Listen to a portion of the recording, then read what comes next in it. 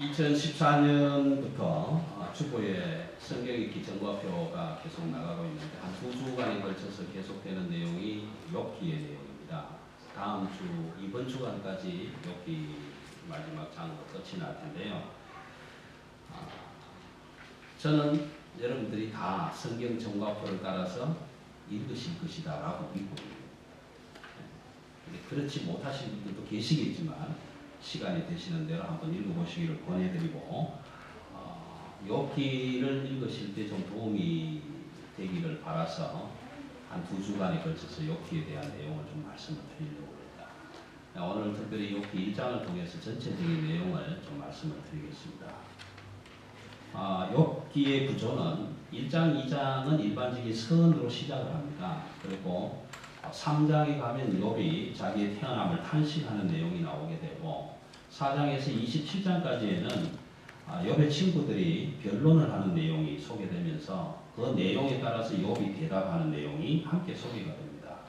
그래서 엘리바스와 빌닷과 솥발이 논쟁을 하게 되고 그 많은 연장자들이 논쟁을 듣다가 마지막에 엘리후라는 친구가 그 논쟁자들을 대표로 해서 정리를 하는데 최종적으로 28장에 가면 모든 사람들이 우리에게 있는 이 지혜, 우리가 찾아가야 할 지혜는 어디에 있는가라는 것을 질문하게 됩니다. 그래서 이 지혜는 우리가 말하는 이런 일반적인 지혜일 수도 있지만 성경적으로 좀 해석을 하자면 하나님. 하나님은 어디에 계시는가?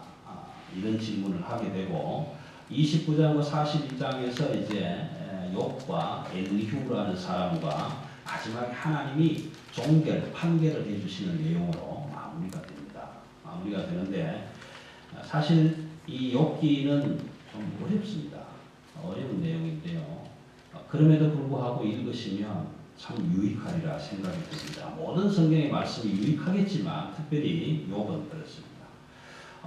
이 욥기를 읽으시면서 한 가지 생각하셔야 할 것은 이 성경에 기록된 내용은 지금 땅에서 일어나는 일입니다. 욥은 땅에서 살아가는 그 한 사람의 가정에서 일어나는 일들이 지금 기록이 되어 있고 이 사건은 사실 하늘에서 이루어진 업무로 시작해서 하늘에서 발단된 사건으로 시작해서 그 사건이 지금 땅에서 이루어져 가고 있는 내용을 기록을 하고 있는 것입니다.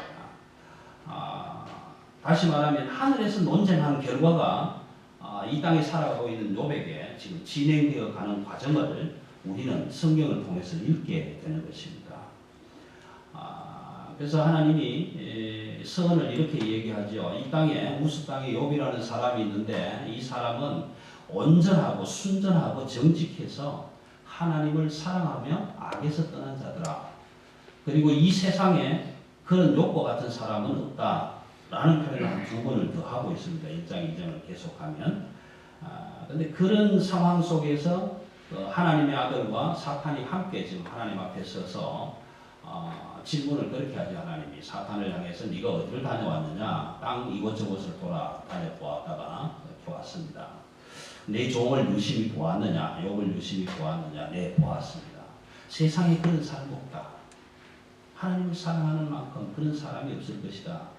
그랬을 때 사탄이 이렇게 응변을 합니다. 하나님, 그 말 인정은 합니다. 그런데 하나님이 그렇게 되도록 만들어 주셨으니까 그렇지요. 하나님이 욥의 가정을 울타리를 치고 보호하시고 재물을 주시고 평강을 주시고 기쁨을 주시고 잘 살도록 하고 오늘 세상 말로 하면 팔자 좋게 살고 그렇게 되도록 해 주셨기 때문에 욥이 하나님을 사랑하는 거지. 그렇지 않은 사람을 한번 보세요. 하나님 사랑하는 사람 없을 거예요. 그런 항변을 할 때 하나님이 그렇게 얘기를 합니다. 사탄을 향해서 좋아. 그러면 가봐. 가서 네가 욥을 한번 시험해봐. 그렇게 사탄에게 하나님은 말씀으로 명령을 하게 됩니다. 그래서 이 사탄이 사실은 떠나게 되는데 여기까지의 말씀 속에서 우리가 기억해야 할 것은 하나님이 욥이 어떤 경우에라도 사탄의 꾀임에 넘어가지 않을 것이다 라는 것을 확신하고 계시는 거예요. 그러니까 사탄에게 네가 가서 한번 해봐. 그렇게 얘기하는 거예요. 남편을 아주 신뢰하는 아내가 아무리 이쁜 여자가 와도 우리 남편은 안 넘어갈 거야. 자신하는 사람 이렇게 얘기하겠죠. 네가 가서 한번 꽈봐. 우리 남편 넘어가는가. 그런 확신.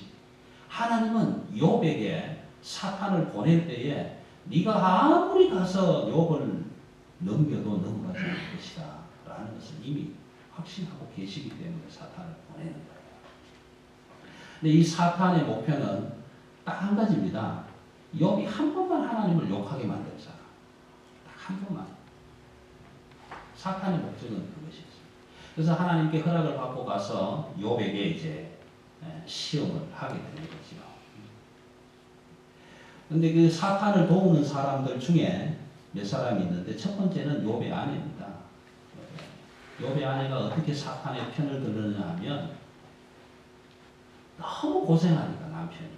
욥이 너무 고생하니까 아내가 이렇게 얘기를 합니다. 하나님을 욕하고 죽어라. 자기 남편을 봐라. 도대체 당신이 믿는 하나님이 그따위 하나님이냐? 그런 하나님 같으면 차라리 욕하고 죽는 게 낫지. 남편에게 그렇게 얘기해요. 그 아내의 말은 사탄의 역할을 도와주는 거예요. 사실은요. 종교개혁을 일으켰던 마틴 루터가 너무 힘이 들어서 지쳐있을 때 그 부인은 상복을 입고 나왔어요. 그래서 루터가 부인이 상복을 입고 나오는 걸 보고 아니 여보 당신 우리 집에 누가 죽었어요? 당신 꼴을 보니까 하나님이 죽으신 것 같네. 그렇게 함으로 인해서 루터가 세일을 얻었는데 오늘 욥의 아내는 욥을 바라보고 그런 하나님 같으면 차라리 욕하고 죽는 게 낫다. 그렇게 사탄의 편에 서게 되는 거예요. 그리고 친구들 엘리바스와 소발과 빌닷과 엘리후의 논쟁은 사실은 사탄의 편에 서 있는 그런 논쟁입니다. 우리가 하나님을 믿을 때 많은 사람들이 하나님 살아계심을 믿고 전능하심을 믿고 그렇게 고백하는데 그 살아계심과 전능하심을 믿지 못하는 사람들에게 일반적인 생각하는 뭐냐 하면 아무도 보지 않는다라는 거예요. 아무도 보지 않는다. 그 다음에 하나님은 없다. 시편 14편과 53편에 보면 어리석은 자는 그 마음에 이르기를 하나님이 없다 하다. 하나님은 있어. 그러니까 못 믿게 되는 거고 안 믿게 되는 거고. 아무도 보는 사람이 없는데 내가 이것 좀 한들 어떠냐라는 거죠. 그 마음이 우선적으로 일어나기 때문에 하나님을 전능하신 하나님을 믿지 못하게 되는 상황. 욥은 가정적으로 경제적으로 굉장히 축복받은 사람입니다. 그래서 하나님께서도 인정하시지 않습니까? 이렇게 온전하고 순전하고 정직해서 하나님을 사랑하며 악에서 떠난 자는 이 세상에 없다. 그럴 만큼. 그렇게 인정할 때 사탄의 그 항변에 아이고 하나님 그렇게 팔자좋게 살아갈 수 있도록 해주니까 그렇죠. 그 사람 이 재산 소유물을 한번 지금부터 쳐보세요. 그러면 하나님 욕할 겁니다. 다시 말하면 사탄의 이야기는 이것입니다. 하나님을 믿는 사람들은 하나님께 복을 받기 때문에 믿고 복을 안 받으면 안 믿는다라는 거죠. 여러분 저와 여러분의 신앙이 이렇게 돼서는 안 됩니다. 하나님이 내게 축복을 주셔도 하나님, 내게 고통을 주셔도 하나님. 소유의 넉넉함 때문에 내가 하나님을 믿고 안 믿는다라는 판가름을 내리시면 그건 온전한 믿음에 서지는 것이 아닙니다. 사실 욥기는 고통이 주제가 아닙니다. 의리 있는 사람 욥이 왜 고통을 받아야 되는가? 왜 예수 믿는 사람이 고통받아야 되는가? 왜 신앙생활하는 사람이 고통을 당해야 하는가? 이런 질문으로 욥기를 읽게 되면 해답을 못 찾습니다. 왜냐하면 이 질문은 이원론이 되기 때문입니다. 하나님이 내게 축복을 주셨구나. 나 하나님 믿어야지. 하나님 내게 고통을 주셨구나. 나 하나님 안 믿을 거야. 이런 이원론적이 되는 거예요. 그래서 해답이 없습니다. 왜 없느냐 하면 고통을 주는 신과 축복을 주는 신, 그 두 신 중에서 누가 이길지 알 수가 없잖아요. 누가 이겼기에 나한테 축복을 주면 누가 이겼기에 나한테 고통을 주는가. 이원론적으로는 이 욥기를 읽으면서 대답을 찾을 수가 없습니다. 그런데 이론론적인 질문. 내게 주시는 자도 여호와시요 거두시는 이도 여호와시니 여호와 하나님 이름이 찬양을 받을지어다. 내가 고통을 받든 축복을 받든 하나님은 하나님이시다라고 하나님의 존재 자체를 믿는 그 그 고백이 있을 때 우리의 신앙이 올바른 신앙이 돼요. 그래서 이 욥기의 주제는 고난이 아니에요. 여러분 욥기를 읽을 때 왜 의로운 사람이 고난받는가? 도대체 왜 고난받아야 되느냐? 이런 질문으로 읽으시면 답을 못 찾습니다. 그래서 오늘 욥기의 주제는 1장 9절의 말씀입니다. 사탄이 여호와께 대답하여 이르되 욥이 어찌 까닭 없이 하나님을 경외하리까? 어찌 욥이 이유 없이 하나님을 섬기겠느냐라는 것입니다. 다시 말하면 하나님이 어디에 있느냐라는 질문. 존재론적인 질문인데 오늘 저와 여러분이 하나님이 내가 예수 믿으면 축복받고 잘 될 거야. 내가 예수 믿으면 우리 자녀들이 출세할 거야. 내가 예수 믿으면 우리 자녀들이 돈을 많이 벌 거야. 내가 예수 믿으면 내년쯤에는 30평에서 50평으로 옮겨갈 거야. 내가 예수 믿으면 내년쯤에는 BMW 정도는 탈 수 있을 거야. 내가 예수 믿으면 우리 기업이 이 정도 커질 거야. 이런 논리로 가는 믿음이 아니더라. 왜냐하면 그렇게 되지 않으면 그렇지 않으면 하나님은 없다. 못 믿겠다. 그렇게 되게 됩니다. 우리는 왜 하나님을 섬기는가? 욥은 결론적으로 말씀드리면 주시는 이도 여호와시오 가두가시는 여호와시기 때문에 내가 알몸으로 적신으로 나왔으니까 적신으로 그리로 돌아갈지라도 내가 여호와 하나님을 믿고 찬양하고 감사하며 살겠습니다 라고 고백을 했는데 오늘 저와 여러분은 무엇 때문에 하나님을 섬기느냐라는 것입니다. 이것이 욥기가 우리에게 묻는 질문입니다. 욥은 이렇게 마음속으로 생각할 겁니다. 왜 나에게 이런 고통이 오는가? 왜 자식들이 하루아침에 죽어야 하는가? 왜 소떼와 양떼와 낙타떼들이 하루아침에 다 없어져야 하는가? 왜 이런 병이 나에게 찾아오는가? 욥기에게 찾아오는 4가지 시험이 있지 않습니까? 사원들이 와서 보고하는데 보고하는 말이 끝나기도 전에 다음 사원이 와서 또 얘기하고 그래서 4번의 시험을 받게 되는 거죠. 이런 상황 속에서 욥기가 우리에게 묻는 질문은 그것입니다. 오늘 여러분은 왜 하나님을 경외합니까? 왜 하나님을 예배합니까? 왜 하나님을 예배하기 위해서 오늘 이 바쁜 시간에 이 자리에 와 있습니까? 욥기의 질문은 그것입니다. 저와 여러분이 축복을 받기 위해서 이 자리에 와 있습니까? 아니면 나에게 이렇게 많은 축복을 주셨구나. 욥처럼 아들 7에 딸 3을 준 자녀가 10명이나 되고 소가 500개나 되고 양이 7천, 수염소가 7천 엄청난 재산을 주었기 때문에 그 축복이 너무 좋아서 하나님 감사합니다. 그래서 여기에 나와 있는 것입니다. 아니면 우리 마음속에 우리 자녀가 잘 되고 출세하고 세상에서 인정받고 물질적으로 부유하기를 원해서 그걸 기도하기 위해서 여기에 나와 있는 것이냐라는 것입니다. 여러분 저와 여러분이 스스로 질문하고 한번 대답해 보실 수 있어야 합니다. 나는 왜 하나님을 섬기는가? 그렇다면 불행이 왔을 때 나는 어떻게 할 것인가? 욥이 당하는 불행처럼 그런 불행이 나에게 하루아침에 닥쳤을 때 우리 그리스도인들의 태도는 어때야 되겠는가? 욥기 1장 2반 이 질문에 대답해 주고 있습니다.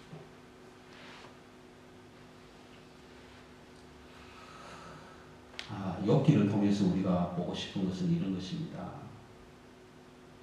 욥에게 닥쳐온 이 고난이 사실은 욥이 잘못해서라기보다도 지금 하늘에서 하나님과 하나님의 아들과 사탄이 함께 얘기를 하든 논쟁을 하든 그 가운데서 욥이 하나님이 사랑해 주시니까 하나님을 믿고 섬기는 거지요. 물질 주셨으니까 먹고 섬기는 거지요.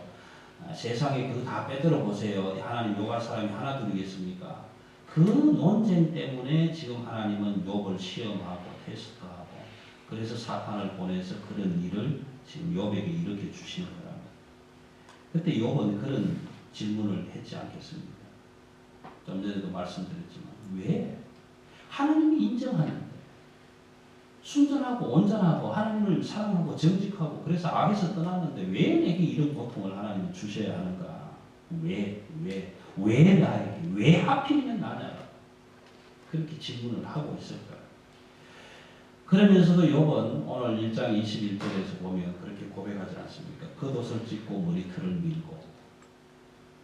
이 겉옷을 찢고 머리털을 미는 태도는 이스라엘 백성들이 하나님 앞에서 슬픔을, 고통을, 아픔을 표현할 때 하는 내용입니다.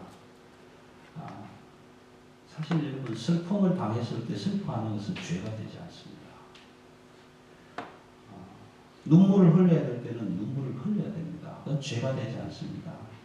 여러분, 슬픔을 당하고 억울한 일을 당하고 분통, 앙통, 방통한 일을 당했을 때는 슬퍼하시고 울고 싶을 때는 한없이 우셔야 합니다. 그래야 질병도 물러갈 수 있는 거고요. 슬픔을 억제하고 슬픔을 자꾸만 감추려고 하면 오히려 화근이 될 수 있습니다. 여러분, 불행을 당할 때는 우십시오. 누구를 붙잡고 우시든지. 붙잡을 사람이 없으면 목사님이라도 불러서 목사님 저 슬픕니다. 울고 싶습니다. 그냥 통곡하셔도 됩니다. 욥은 불행이 왔을 때 그 슬픔을 그렇게 하나님 앞에 표현했습니다. 나 슬프지 않아. 하나님이 떠주실 거야. 그렇게 한 것이 아니라 하나님 내게 왜 이런 일을 주셨습니까? 그리고 심히 슬퍼했어요. 두 번째 욥은 불행이 왔을 때에 슬프지만 원망하지는 않겠다. 입술로 범죄하지 않겠다라고 결단을 하게 됩니다. 죄를 짓지 않겠다라고 합니다. 1장 22절의 말씀이죠. 하나님이 내게 이런 어려움을 주고 고통을 주어서 힘들게 하지만 그래도 죄는 짓지 않겠다. 하나님은 원망하지는 않겠다. 하나님 저쪽에 있는 아무개 집사한테 이런 일을 주지 왜 하필이면 납니까? 이렇게 하지 않겠다. 입술로 범죄하지 않겠다. 에베소서 4장 26절 27절 말씀에 보면 분을 내어도 죄를 짓지 말며 해가 지도록 분을 품지 말아라. 그렇게 기록합니다. 왜냐하면 마귀에게 틈을 주지 않아야 되기 때문에. 여러분, 분을 내고 화를 내고 그 분을 품고 있는 것은 마귀에게 틈새를 내어주는 거예요. 그래서 하나님은 우리에게 분을 내지 마라. 그렇게 말씀해 주십니다. 시편 141편 3절에 보면 여호와여 내 입술에 파수꾼을 세워주소서. 그래서 내 입술에 파수꾼을 세워서 내가 입술로 범죄하지 않게 해주소서. 그렇게 기도하는 모습을 보게 됩니다. 오늘 욥은 그렇게 어려운 고통, 시험을 받을 때에 슬펐지만 비록 슬프지만 내가 입술로 범죄하지는 않겠다. 하나님은 원망하지는 않겠다. 세 번째는 욥이 하나님을 예배합니다. 원망이 아니라 오히려 예배하는 모습을 보게 됩니다.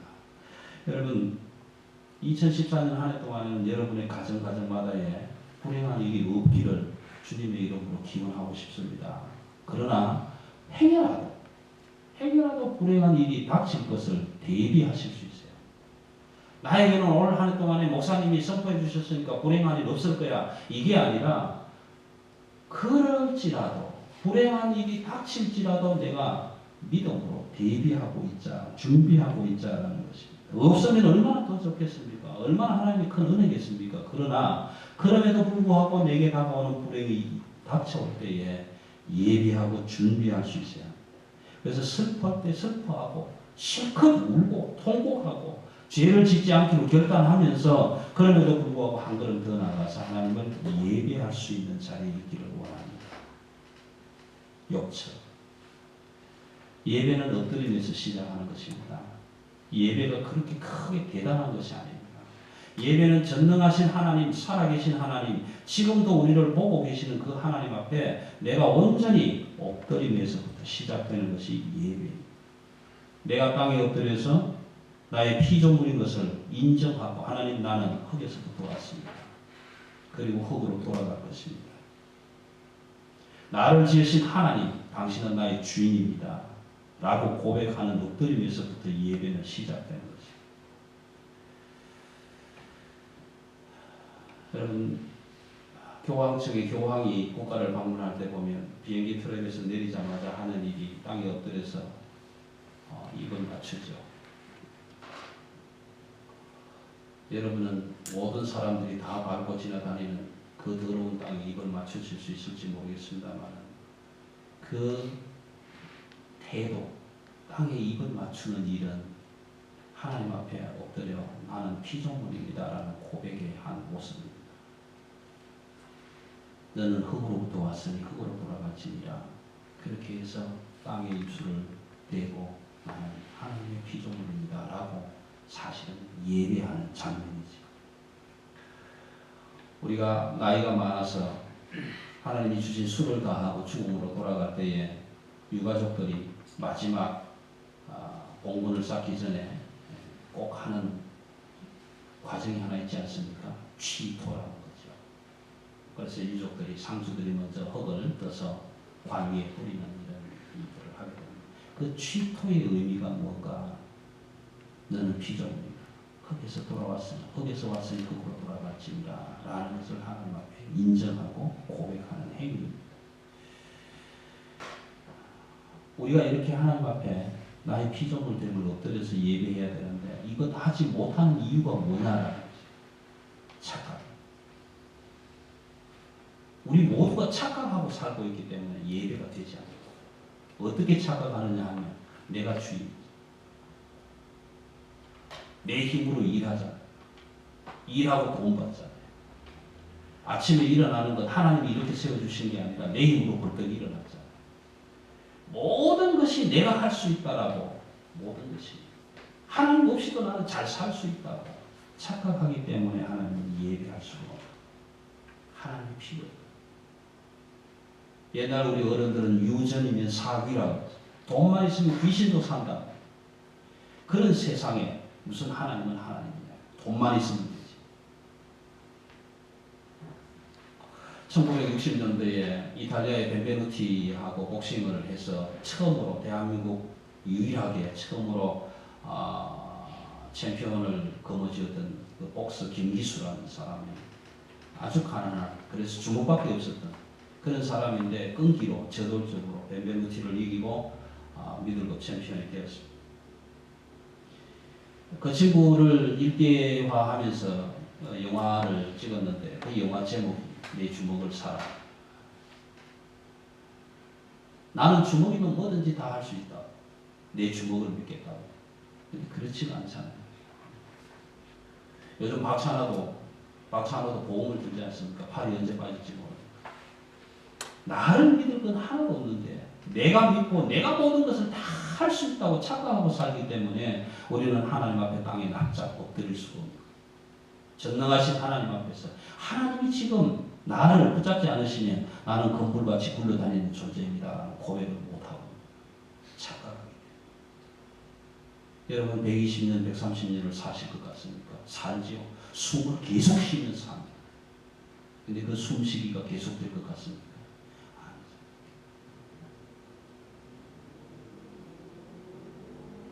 마지막으로 욥은 불행이 닥쳐왔을 때 하나님의 주권을 인정했습니다. 우리가 예배하는 가장 최고의 목적은 하나님의 주권을 인정하는 거예요. 하나님, 내가 지금 하나님을 예배합니다. 내가 무슨 돈이 많아서 물질을 많이 드립니다. 내가 시간이 많아서 봉사를 많이 합니다. 내가 세계 곳곳으로 선교비를 보냅니다. 이게 중요한 게 아니에요. 하나님, 나의 주인은 당신입니다.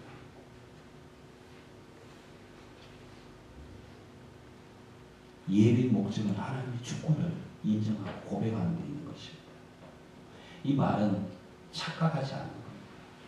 내가 주인 되어서 모든 것을 다 할 수 있다는 것을 내려놓고 하나님, 나는 아무것도 할 수 없습니다. 하나님만이 하실 수 있습니다. 그 주권을 고백하는 것이 예배입니다. 그래서 오늘 욥은 이렇게 고백합니다. 주시니도 여호와시오, 거두시니도 여호와시오. 내가 나올 때 알몸으로 나왔기 때문에 알몸으로 다시 돌아가는 한이 있더라도 여호와 하나님을 찬양하겠습니다. 나의 주인은 당신입니다. 내가 7 아들, 3 딸, 7천의 양, 7천의 수소, 500개의 소, 낙, 수없이 많은 재물, 수없이 많은 종이 있더라도 그것이 내 것이 아니라 하나님이 주신 것입니다. 이것을 가져가시기도 하나님이십니다. 500개의 낙타 가져갈 때 하나님 왜 내 거 가져갑니까? 말할 수 없는 것이 우리 인간이더라라는 것입니다. 내 생명을 하나님 거두고 가실 때 왜 거두고 가십니까? 말할 수 없는 것이 우리더라라는 것입니다. 여러분, 우리는 하나님을 믿고 섬길 때에 내가 섬기면 복 주시겠지. 내가 섬기면 복 받겠지. 내게 주신 복이 너무 크고 넘쳐서 감사하고 예배 드려야지. 이것이 예배가 아니라 하나님 내게 복을 주시든 고난을 주시든 내 생명을 가져가시든 아니면 연장시켜 주시든 주신 이도 여호와시요 거두시는 이도 여호와시요. 그래서 땅에 엎드려 예배합니다. 하나님은 나의 주인입니다. 오늘 우리는 함께 하나님을 섬겨가는 사람들입니다. 오늘 저와 여러분은 마치 욥처럼 이 자리에 앉아있습니다. 지금 하늘에서 하나님의 아들과 사탄이 함께 하나님 앞에 서서 사랑의 교회 성도들을 내려다보면서 하나님 저 사람들이 괜히 하나님을 섬기고 예배한다고 저렇게 앉아있을 것 같습니까? 하나님께서 그 가정마다 울타리를 두르시고 재물을 주시고 능력 주시고 재물 얻을 힘도 주시고 그렇게 평안하게 살고 소위 세상 사람들이 말하는 팔자 좋기 때문에 그 자리에 앉아있는 건 아니겠습니까? 하나님 지금부터 사랑의 교회 온 성도들 온 가족들마다에 한번 재물을 채워보십시오. 타고 가는 자동차도 부러지고 집도 날아가고 그런 일을 한번 해보십시오. 그 사람들이 하나님을 믿는다고 여전히 교회에 모여서 예배하겠습니까? 하나님을 욕할 것입니다. 사탄의 이야기는 그런 이야기. 오늘 저와 여러분은 어떻습니까? 전능하신 하나님, 살아계신 하나님, 영광스러운 하나님, 유일하신 하나님, 우리의 생명의 주인이 되시는 하나님, 그 하나님 때문에, 그 하나님이 존재하시기 때문에, 살아계시기 때문에, 내게 축복이 되든, 내게 고난이 되든, 저주가 되든, 그것이 중요한 것이 아니라, 내게 고난이 오든 축복이든, 여전히 하나님은 살아계시기 때문에, 그 전능하신 하나님 앞에 내가 엎드릴 수밖에 없는, 그래서 우리는 예배자가 될 수밖에 없는 그런 믿음의 고백을 이 시간 드릴 수 있어야 할 것입니다. 오늘 욥기는 욥의 고백을 통해서 다시 한번 우리에게 질문합니다. 우리에게 불행이 다가왔을 때, 정말 힘든 어려움이 닥쳤을 때 이렇게 고백하실 수 있는지요? 내가 모태에서 알몸으로 나와사온다. 또한 알몸이 거리로 돌아가오지라. 주신 이도 여호와시오 거두시는 이도 여호와시니 여호와의 이름이 찬송을 받으실지어다. 축복, 소유의 많고 넉넉함이 하나님을 믿는 믿음의 조건이 아닙니다. 없어도, 나 가진 것 아무것도 없어도, 하박국의 고백처럼 외양간에 우리의 송아지가 없고 포도나무에 소출이 없고 아무것도 없어도 내 생명조차 거두어 가실지라도 나는 여호와 하나님을 찬송하겠습니다. 이것이 욥기가 주는 교훈입니다. 오늘 저와 여러분이 욥기를 읽으실 때마다 이 고백으로 하나님 앞에 예배할 수 있는 예배자가 되시기를 주님의 이름으로 기원합니다.